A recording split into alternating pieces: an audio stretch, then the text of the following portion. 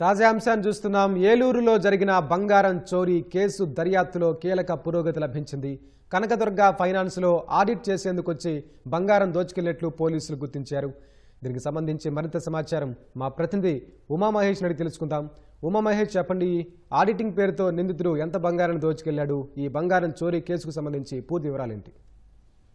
వెంకటేష్, ఏలూరు జిల్లాలో గతేడాది భారీ మొత్తంలో చోరీ జరిగినటువంటి బంగారం కేసును ఎటకేలకు ఏలూరు జిల్లా పోలీసులు ఛేదించారు.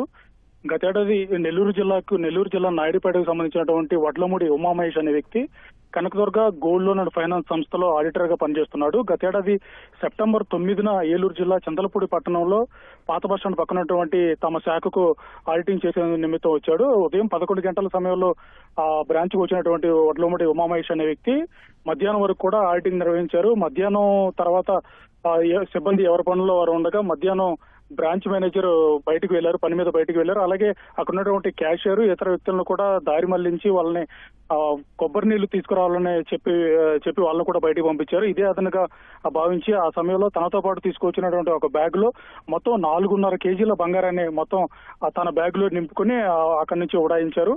అప్పటి నుంచి ఎవరైతే ఆ బ్రాంచ్ కి సంబంధించినటువంటి ప్రతినిధులు ఉన్నారో వాళ్ళు పెట్టినటువంటి కేసుని నమోదు చేసినటువంటి పోలీసులు అప్పటి నుంచి దర్యాప్తు ప్రారంభించారు.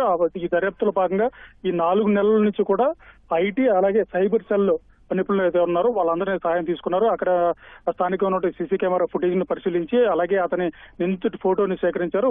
అతని ఫోటోని రాష్ట్ర వ్యాప్తంగా ఉన్నటువంటి అన్ని పోలీస్ స్టేషన్లకి పంపించారు. అలా దర్యాప్తులో భాగంగా ఇవాళ నిందితుడిని అయితే పట్టుకోవడం జరిగింది. ఆ నిందితుడిని పట్టుకోవడంతో పాటు అతని దగ్గర ఉన్నటువంటి 4.5 కేజీల బంగారాన్ని ఒక చరవాణిని కూడా పోలీసులు స్వాధీనం చేసుకున్నారు.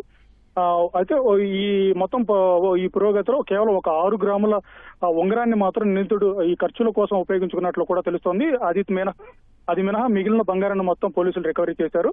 అయితే ఈ చోరీ వెనకాల ఒక కీలకమైన విషయాన్ని అయితే పోలీసులు గుర్తించారు తమ దర్యాప్తులో.